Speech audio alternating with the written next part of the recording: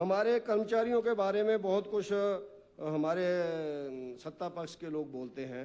हमने एक प्रश्न लगाया था कि आप लोगों ने कर्मचारियों के क्या क्या देना बाकी है, तो उसमें उत्तर आया कि इस जो आपका डीए की किस्त है 1/7/2023 से 4% देना बाकी है, 1/4/2024 से 4% देना बाकी है, 1/7/2024 से 3% देना बाकी है, कुल मिला के 11% देना बाकी है। दूसरा प्रश्न साथ में मैंने खा भाग में पूछा था कि ये कब तक आप देनदारियां देंगे और कितनी देनदारियां हैं।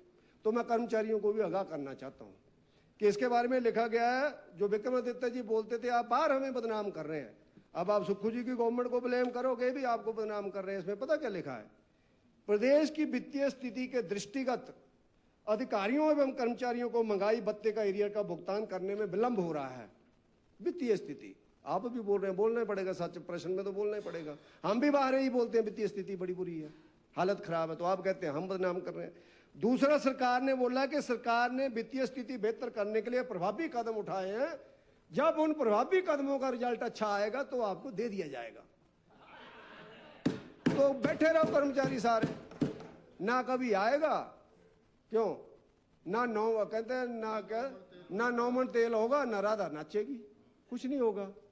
तो उसके कारण इनकी हालत इस तरह से अध्यक्ष महोदय कि कोई भी वर्ग आज इनसे खुश नहीं है, और ना ही इस बजट के अंदर माननीय मुख्यमंत्री सुखविंदर सिंह सुक्खू जी ने कोई, जिसको आप कहते हैं कि बेसहारा पशुओं के बारे में कोई बात नहीं की है, गौशालाओं के बारे में कोई बातचीत नहीं की है, और उसके साथ करुणामूलक आधार के ऊपर ठाकर जयराम जी ने 3000 लोगों को रोजगार दिया था। दृष्टिबाधित लोग इस सरकार के विरोध में धरने पे बैठे हैं, जो बेचारे आंखों से अंधे अध्यक्ष महोदय। तो इसलिए मेरा जो आग्रह रहेगा कि आउटसोर्स कर्मचारी जो 10,000 निकाल दिए, उनके बारे में कोई नीति नहीं है। और ऐसे ही सीमेंट के दाम, मुकेश जी बहुत बोलते थे, सीमेंट के दाम 125 रुपए बोरी बढ़ गए हैं पिछले 2 सालों में, 1 से 25 रुपए। आप हमें बोलते थे आप पैसे ले रहे हैं, तो क्या आप पैसे ले रहे हैं? आज आप पैसे ले रहे हैं, बताना चाहिए इसमें कितने मिले आपको। Please conclude. तो उसके नाते मेरा आग्रह रहेगा, और एक और चीजें अध्यक्ष जी, 2 चीजें, आप कानूनविद हैं, मेरा आग्रह रहेगा, कई हमने रूल ऐसे बनाए हुए हैं, जैसे ओबीसी का सर्टिफिकेट बनता है, हर साल बनाना पड़ता है, 1 साल के लिए बनता है, भैया साल के बाद कि उसकी जात बदल जाएगी। ये किसने बनाया कानून है?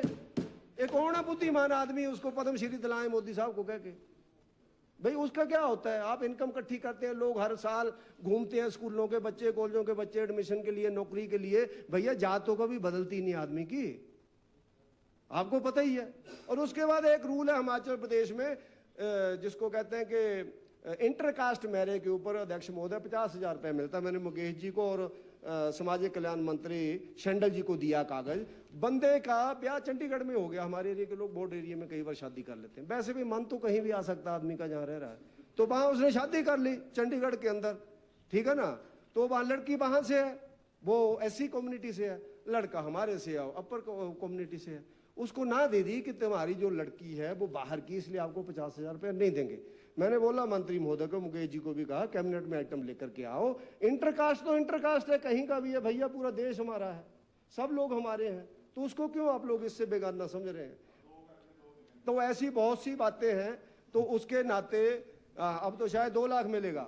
तो आप पुराना केस ना गिनना, उसको नया दे देना, तो हम भी भाभी से जाके लड्डू खाएंगे, ठीक है ना। तो उसके कारण अध्यक्ष महोदय ऐसी बहुत सी बातें, और भी बहुत सी बातें जो अभी समय की कमी के कारण मैं बोलना नहीं चाहता, और इस बजट के अंदर कोई ऐसी विशेष बातें नहीं है जिसका हम लोग समर्थन करें, इसलिए मैं इसका समर्थन नहीं करता हूं। आपका बहुत बहुत धन्यवाद।